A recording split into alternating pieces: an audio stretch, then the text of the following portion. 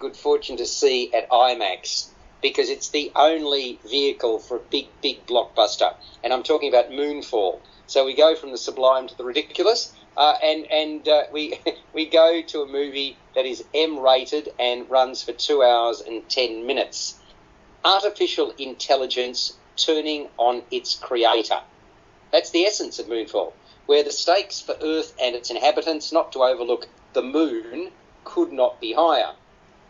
In the first instance, there is an incident in space on the 12th of January 2011. That's when 3 astronauts, Joe Fowler, played by Halle Berry, Brian Harper, Patrick Wilson, and Alan Marcus, Frank Fiola, are in space on a satellite repair mission. They encounter a swarming energy field that claims Marcus's life. 18 months later, the unexplained incident is dismissed as human error on the part of Brian Harper. That's the Patrick Wilson character. He's booted from NASA, falls on hard times, and he takes to the bottle. But that's far from the end of the story. A decade later, NASA scientists discover that the moon's orbit has shifted and the moon will plunge into Earth. They're instructed to keep the news to themselves, but the secret very soon outs.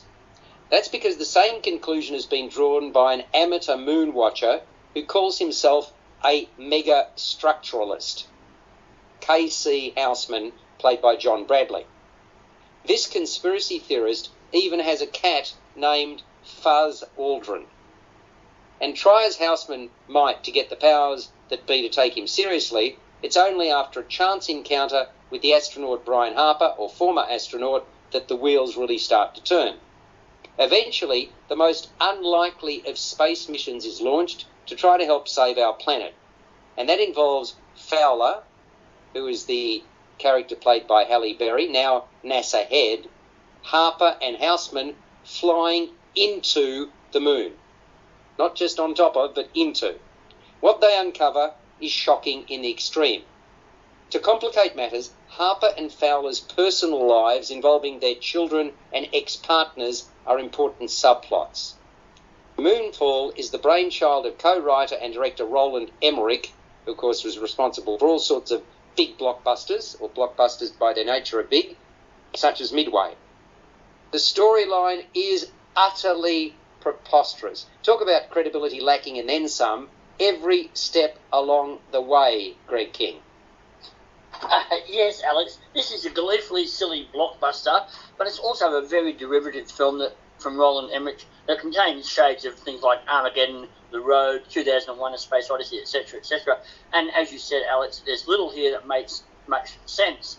And as with films like Independence Day, 2012, and The Day After, Emmerich again trashes the planet with gleeful abandon there. The moon's a megastructure built by an alien intelligence millions of years ago. But that's just one of the many fantastical elements of the film here. But for me, the strongest part of this film is actually the subplot in which Patrick Wilson's son, played by Charlie Plummer, races through an apocalyptic environment to reach safety. This gave me characters that I could actually care about and a scenario that was both engaging and compelling.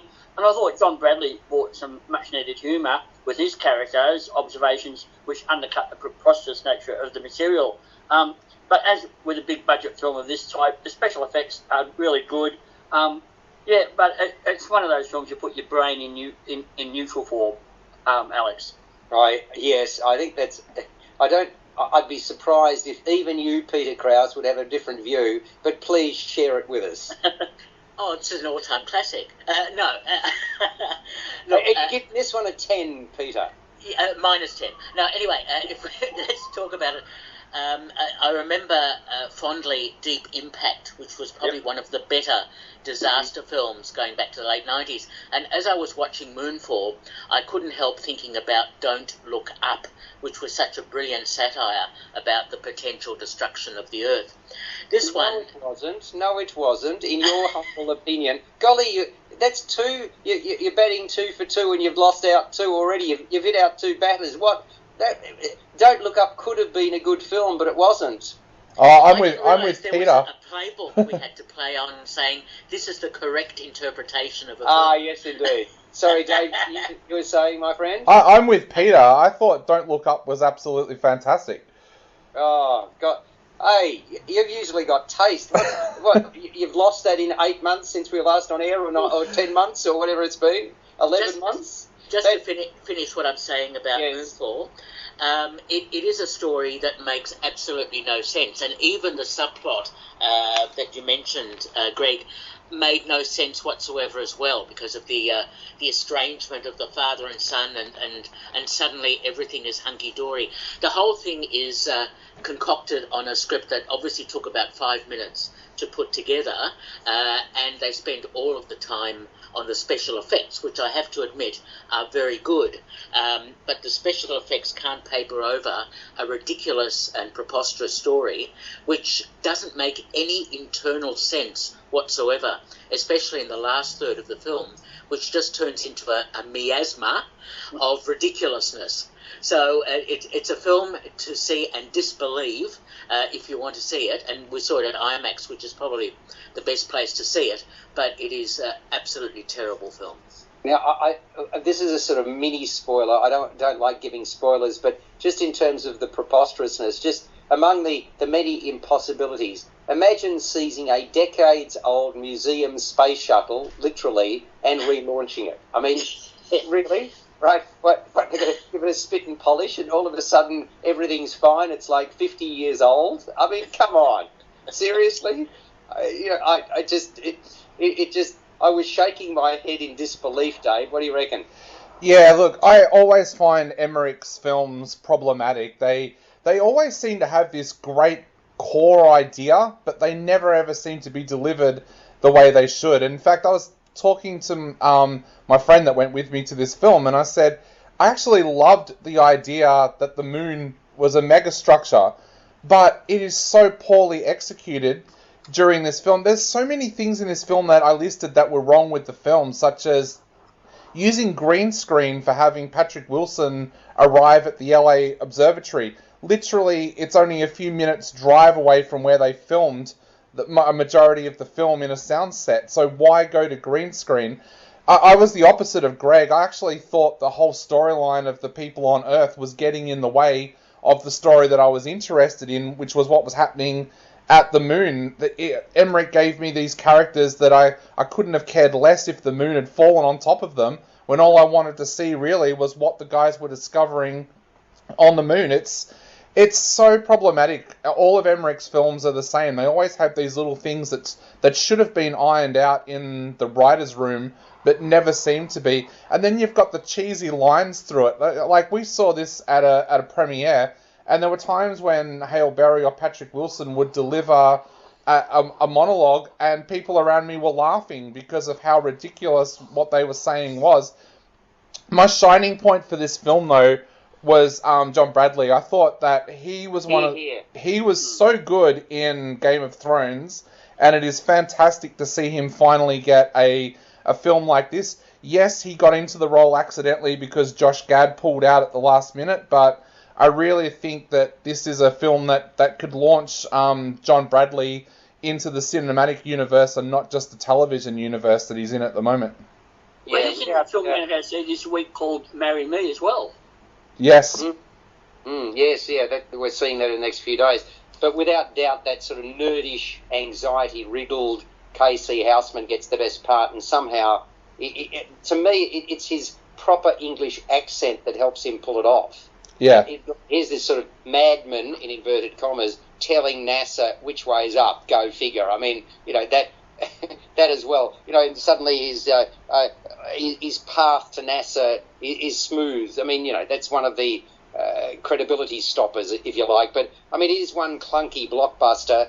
It's predicated on big ideas, and, Peter, you're right, special effects, the latter of which I appreciated. The best you can say about it is that it's goofy fun and a good looker. And, look, I'm far from convinced that the acting leads really bought into the roles that they played. I suppose they muster as much gravitas as they can, probably expecting the audiences to be chortling like many of the audiences that we saw it with were. And, you know, there are so many impossibilities, as I mentioned earlier. I reckon the best way to enjoy Moonfall is not to try to make too much sense of it all. Just go with the flow, see it on the biggest screen possible, and as we've already said, IMAX is the big ticket there. So that's so you can truly appreciate the big bucks that have been put into crafting the effects. But, I mean, if you're talking, Peter, about a movie and really all you're praising is the effects, there's a problem with that, isn't there? There's definitely a problem, and I also didn't find John Bradley's character as the alleged comic relief, the one with all the insight into what was going on, particularly useful or interesting as well, because I thought it was also poorly written. So, and the music score was just abysmal. I couldn't understand how such a bad music score was put into that film. It's a loser on all counts. Well, it's interesting. I suppose we'll get to the scores now for Moonfall, M-rated, 2 hours and 10 minutes. I'll be interested to see whether any of you passed it. I did, but only just. Greg, let's start with you. Look, I'll give it 5. I enjoyed some aspects of this silly blockbuster, and it's a bit of goofy fun. Put your brain in neutral and go along for the ride, literally. But yeah, it's not a world beater, but I'll give it 5. Mm-hmm. Peter Krause? The effects are good. The story is ridiculous. 2 out of 10. Yeah, I'm not surprised, given what you've said about it, that you're going to give it that score. And Dave? Yeah, I gave it 5 out of 10 as well. It's a big, dumb action film. Leave your brain at the candy bar and you'll do fine. And I gave it 5.5. So, again,